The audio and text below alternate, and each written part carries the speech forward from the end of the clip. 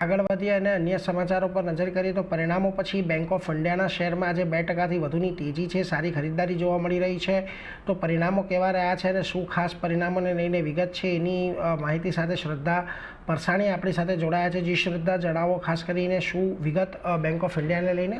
G, bank of ઇન્ડિયાના Q1 FY26ના પરિણામ આવતા આપણને જોવા મળ્યા છે। એમાં નેટ પ્રોફિટ પર નજર કરીએ તો 32%નો વધારો થતો જોવા મળ્યો છે। 1703 કરોડની સામે 2252 crore Y on Y basis પર।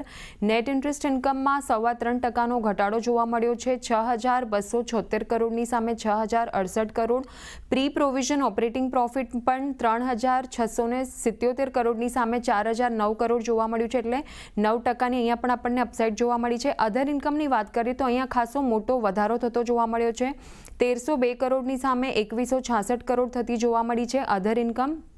ગ્રોસ એનપીએ 3.27%ની સામે 2.52%, એટલે અહીંયા ઘટાડો જોવા મળ્યો છે જે પોઝિટિવ છે।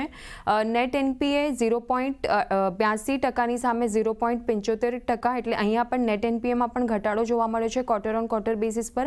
કંપની તરફથી FY26 માટેનું ગાઈડન્સ આપવામાં આવ્યું છે। એમાં તેઓએ કહ્યું છે કે ક્રેડિટ ગ્રોથ જે છે તે 11થી લઈને 12%ની રેન્જમાં રહે એવી અપેક્ષા છે।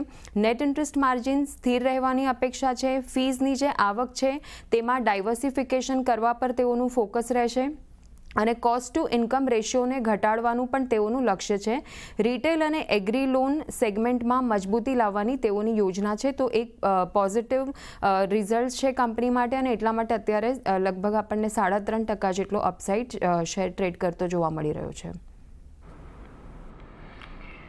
3.5% જેટલી અપસાઇડ અહીંયાથી આપણને જો 2.5-3% જેટલી અપસાઇડ છે, એટલે એના પર એક નજર રાખીશું। એક સારી તેજી આજના દિવસે જોવા મળી રહી છે। જીગરજી, બેંક ઓફ